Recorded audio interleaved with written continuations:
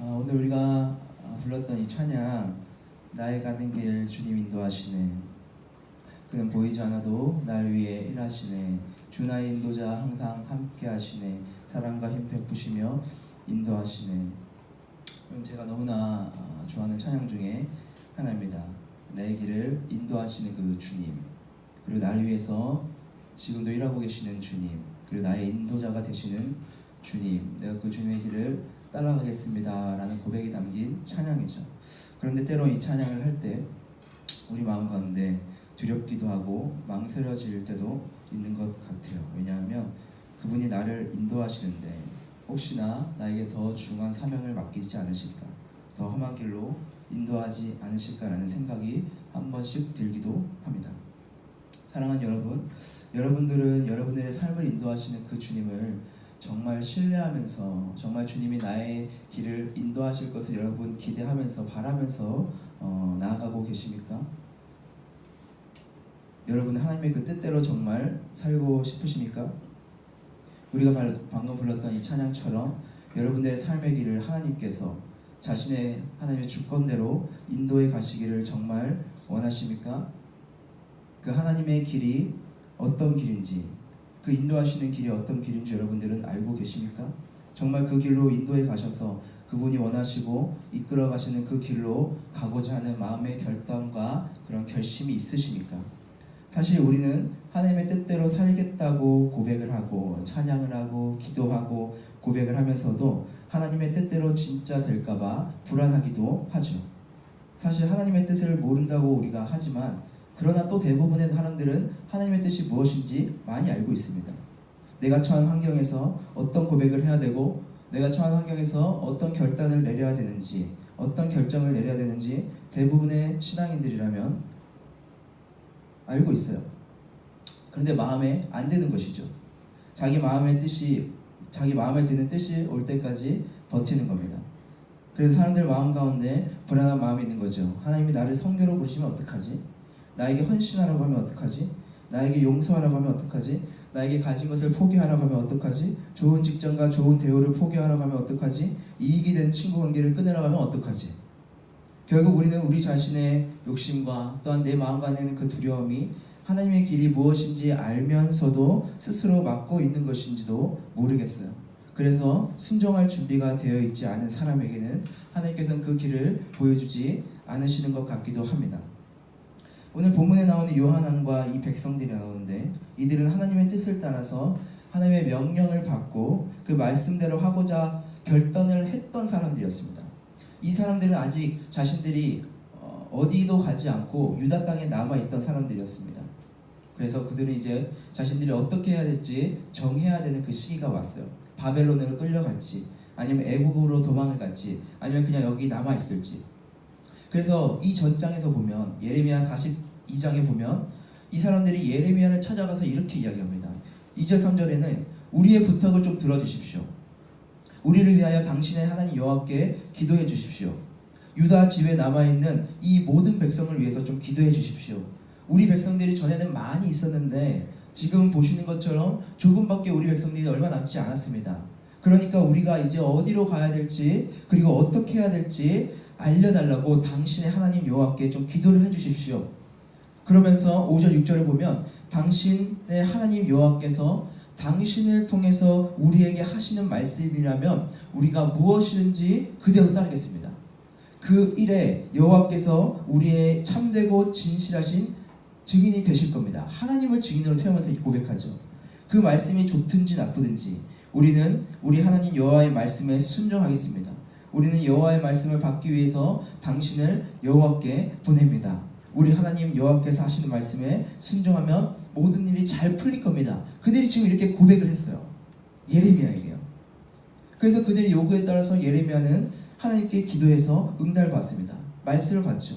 그리고 그가 받은 모든 말씀을 그 자신에게 기도를 요청했던 자들에게 다 남김없이 이야기를 합니다. 전합니다. 그럼 어떻게 해야 됩니까? 이들은 자신들이 고백했던 그 기도의 내용처럼 그들이 결단하고 하나님 앞에서 성실하게 그 약속의 말씀을 지켜야 되는 거죠. 그런데 오늘 우리가 읽은 43장 2절 3절을 보면 그들의 반응은 이렇게 나타납니다. 같이 한번 읽어볼까요? 43장 2절 3절 자 같이 읽겠습니다. 시작. 호사야의 아들 아사랴와 가랴의 아들 요하남과 모든 오만한 자가 예레미야에게 말하기를 내가 거짓을 말하는도다. 우리 하나님 여호와께서 너희는 애굽에서 살려고 그리로 가지 말라고 너를 보내어 말하게 하지 아니하셨느니라. 이는 네리야의 아들 바룩이 너를 부추겨서 우리를 대적하여 갈대아 사람의 손에 넘겨 죽이며 바벨론으로 붙잡아게 하려 함이라. 그들은 지금 예레미야에게 당신 지금 거짓말하고 있다. 그렇게 공격적으로 반응하고 있죠. 애굽으로 가지 말라고 하신다는 그런 하나님의 명령은 하나님의 응답이 아니라 당신이 지금 거짓말하고 있는 거짓말쟁이라고 이야기하는 겁니다. 예레미야를 통해 주신 그 말씀을 그들은 어떻게 합니까? 그들의 고백과는 완전히 다르게 스스로 거부하고 있는 거죠. 쳐내고 있는 거죠. 예레미야가 기도를 하고 하나님께 받은 그 말씀을 전했을 때 그들은 자신들이 생각했던 것과는 정반대의 이야기가 나타나자 예레미야의 말에 동의하지 않은 겁니다. 그러니까 결국 그들의 생각 가운데서 하나님의 말씀을 따를 생각조차 없었던 거죠. 들을 생각이 없었던 거죠. 결국 그들은 하나님을 증인으로 내세우면서까지 고백을 했지만 그분의 말씀이 어떤 것이든 간에 순종하겠다는 그 약속을 지키지 않은 겁니다.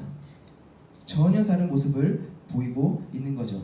뿐만 아니라 예레미야의 말이 자신들을 갈대아인에게 넘겨주어 죽게 하거나 포로로 잡혀가게 하려는 그 예레미야의 동역자였던 바룩을 음모하고 그리고 바룩을 비난하기까지 합니다. 그러나 이들의 이러한 변명은 하나님의 말씀에 순종하겠다고 했던 그 자신들의 고백과 약속을 어기고 있는 것에 대해서 스스로 정당화하려는 핑계를 하고 있는 것 뿐이죠. 이들의 이러한 반응은 예레미야를 통해서 하나님의 뜻을 알고자 했던 것이 그들의 진짜 마음, 그들의 진짜 진심이 아니고 예레미야에게 기도를 부탁했을 때 하나님의 뜻을 따르겠다는 결심도 없었던 것이고 자신들의 결정에 대해서 하나님께 확인을 받고자 했던 것임이 드러나고 있는 것입니다. 결국 예레미야가 염려했던 일이 현실로 드러난 거죠. 그래서 성경에서는 이들을 뭐라고 표현하냐? 오만한 자라고 지금 표현하고 있습니다. 2절 뒷절에 보면 오만한 자라고 표현하고 있어요. 오만하다는 것은 사전을 보면 태도나 행동이 건방지거나 거만하다는 거죠. 하나님이 보시기에 이들이 하나님 앞에서 건방지고 거만하다는 것을 표현하고 있는 겁니다. 사랑하는 여러분, 우리는 참으로 고집이 세죠. 우리는 기도할 때 나의 뜻을 놓고 기도를 합니다. 하나님, 지금 내가 대학교를 졸업했는데 그리고 대학원을 가야 될지 취업을 해야 될지 모르겠습니다. 어떤 것이 하나님의 뜻입니까? 그런 고민을 가지고 하나님께 기도를 하죠. 그러나 그 기도에 담긴 우리들의 마음은 정말 어떻습니까? 정말 하나님의 뜻이 무엇인지를 구하기 위해서 그 선택을 놓고 우리가 기도를 하는 것입니까? 아니면 나의 앞날에 나를 더 드러내게 하기 위한 그 선택은 어떤 게 더 나을 것일까? 내가 더 행복하기 위해서는 어떤 선택을 해야 될까? 내 주변의 사람들에게 잘했다 칭찬받는 선택은 어떤 것일까? 솔직한 나의 심정을 들여다보았을 때 과연 우리는 어떠한가 하는 것입니다. 우리는 하나님의 뜻이 무엇인지 우리에게 보여달라고 하나님께 기도를 하지만 정작 우리는 하나님의 그 진짜 마음에 관심은 없고 하나님의 음성, 하나님의 말씀에 들을 귀를 막아놓고는 그 중심에 나만 있지는 않냐는 거죠.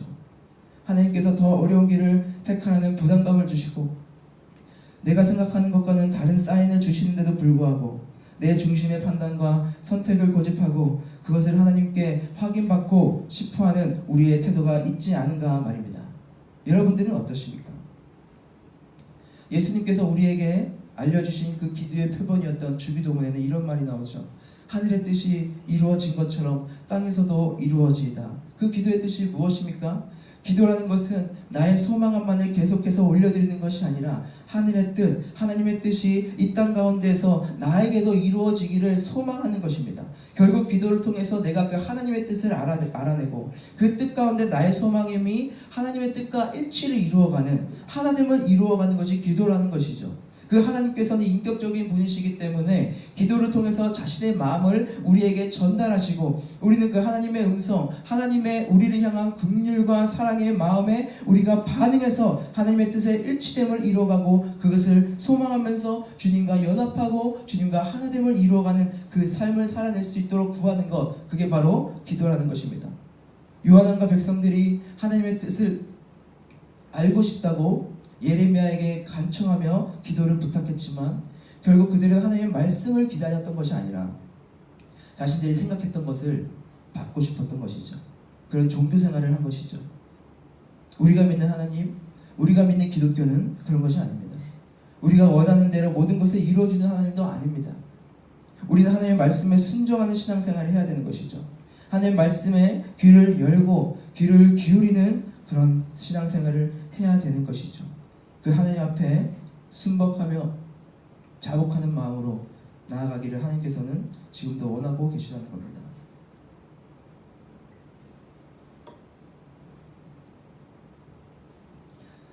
여러분, 그것을 아는 것이 바로 영적 분별력입니다. 영적 분별력이란 뭐냐? 항상 나의 영적인 연약함을 인정하는 거죠. 내가 모르는 잘못이 나의 삶에 있을 수도 있다는 것을 알고 깨닫고 주님 앞에 항상 점검을 받아서 회개하고 고침 받는 것을 말하는 겁니다. 영적 분별력이 있는 사람들은 자신에게 갖고 있는 그런 은사들을 함부로 사용하지 않습니다. 겸손히 절제합니다. 성경에는 많은 은사들이 나옵니다.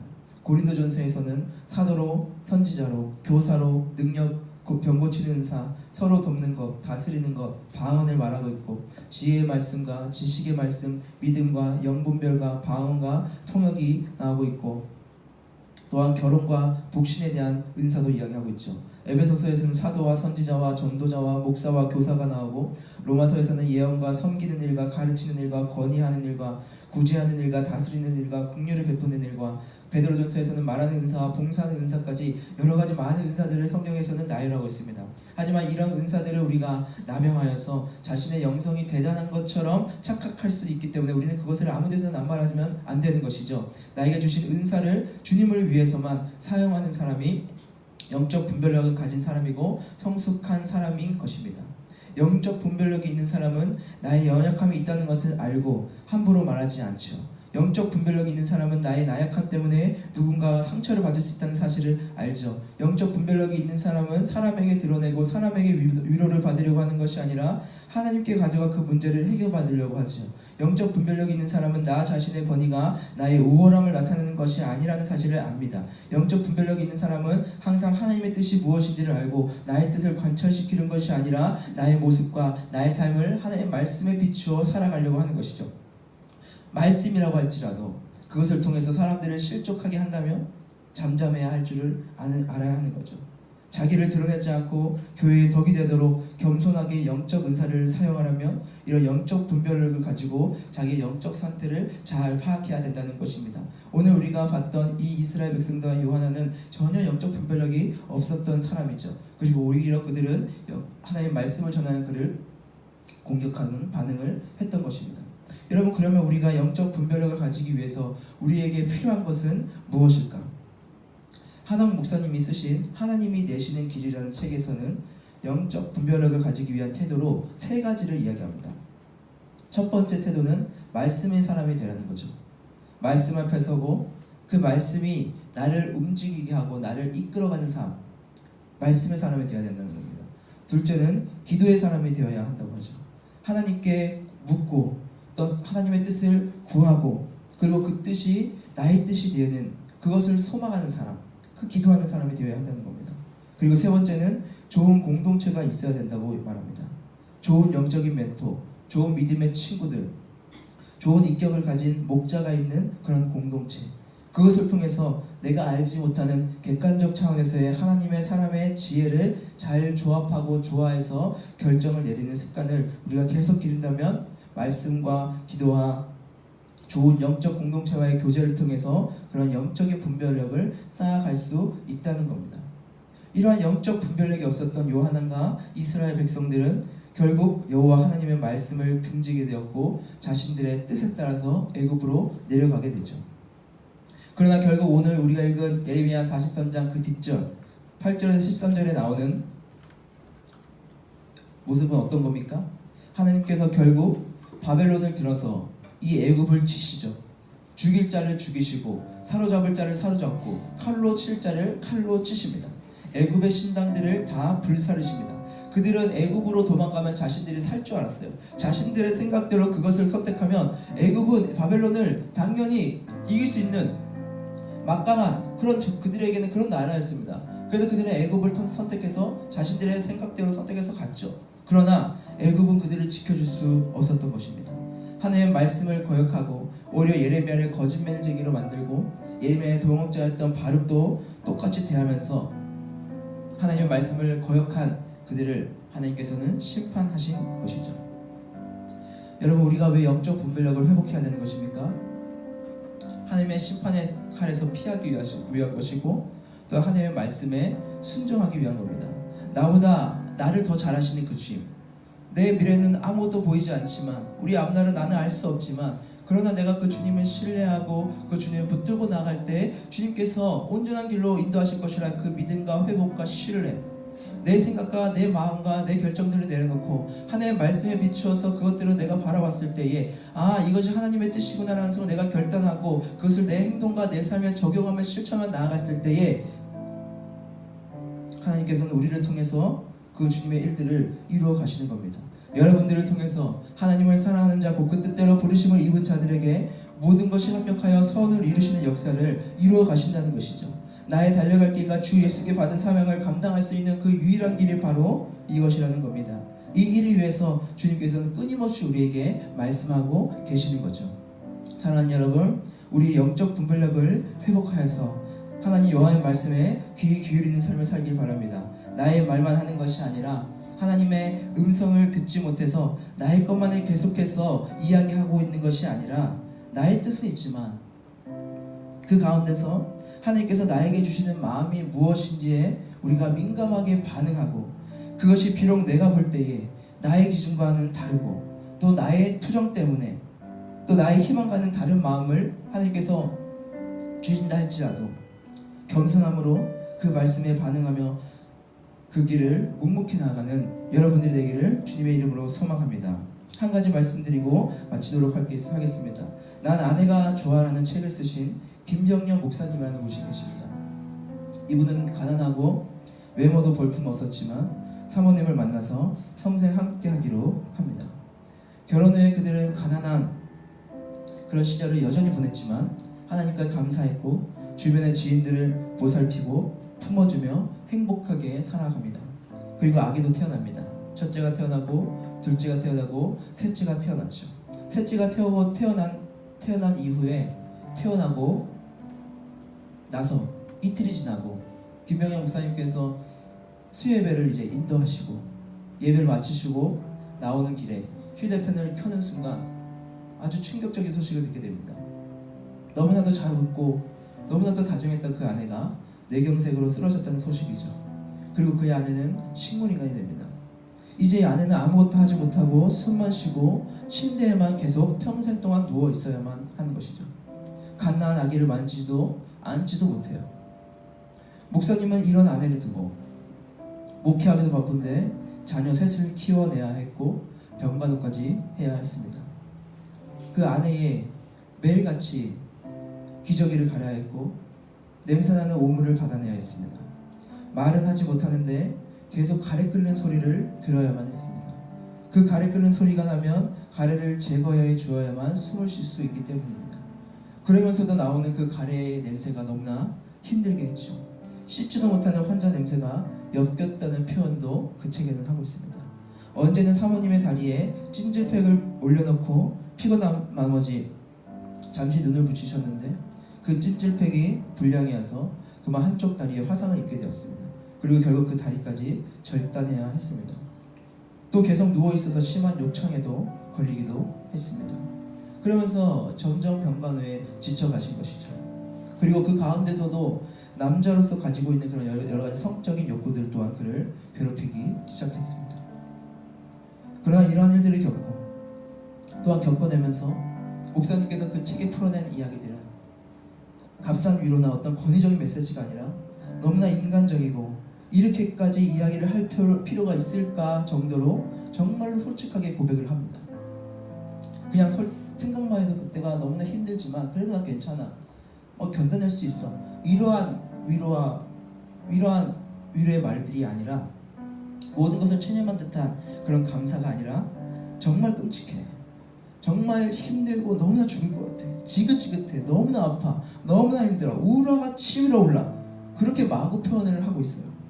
시편에서 다윗이 그랬듯이 자신의 감정을 다 쏟아놓고 인간다운 그리고 인간이기에 할 수밖에 없는 그런 고백들을 하면서도 하나님이시기에 그 마음 가운데 하게 하시는 그 내면의 고백들을 솔직하게 이어가고 있습니다.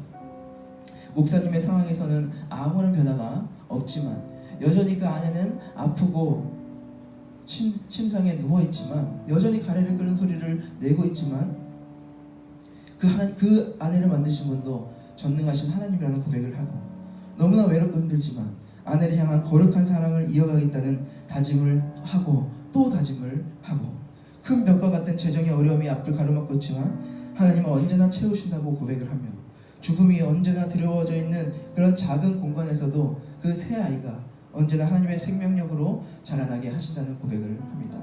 단순히 긍정의 힘이나 억지 감사가 아니라 오랜 시련 가운데 보석같이 빚어진 믿음의 고백을 하는 것이죠. 그것을 담아 낸 책의 제목이 바로 난 아내가 좋아. 그 한 문장 안에 수많은 고백이 담겨 있는 것이죠. 그리고 자신의 그 상황 속에서 자기의 원함대로, 자기의 욕망대로, 자기가 하고 싶은 대로 하는 것이 아니라 자신의 꿈틀거리는 그 고난으로 인하여서 뒤틀어지는 것이 아니라 하나님께서 목사님에게 말씀하시는 그 마음의 울림에 순종하고 자복하고 순복하는 마음으로 아내를 사랑하기를 결단하고 엉망인 모습을 하고 있지만 진정으로 그 아내를 사랑하며 자신에게 맡겨진 목양의 사명과 자녀를 양육하는 소명을 담담히 이루어가고 계시다는 것입니다. 사랑하는 여러분, 우리가 하나님의 뜻대로 살아갈 수 있는 그 결단, 하나님의 말씀에 반응하면서 말씀에 순복하며 내 뜻보다 하나님의 뜻을 구하며 나갈 수 있는 그 결단이 어디서 나오는 겁니까? 우리의 영적 분별력을 회복하고 그것으로 인하여 우리에게 주어진 선택의 순간순간마다 우리의 마음을 울리시는 그 말씀에 민감하여서 그 말씀에 내가 아니라 하나님의 시선이 어디로 향하고 있고 하나님의 마음이 어디로 향하며 어디에 머무시는지를 우리가 바라보며 그것을 선택하고 그것을 결단할 수 있는 그런 믿음의 용기를 가지는 여러분들이 되기를 주님의 이름으로 축원합니다.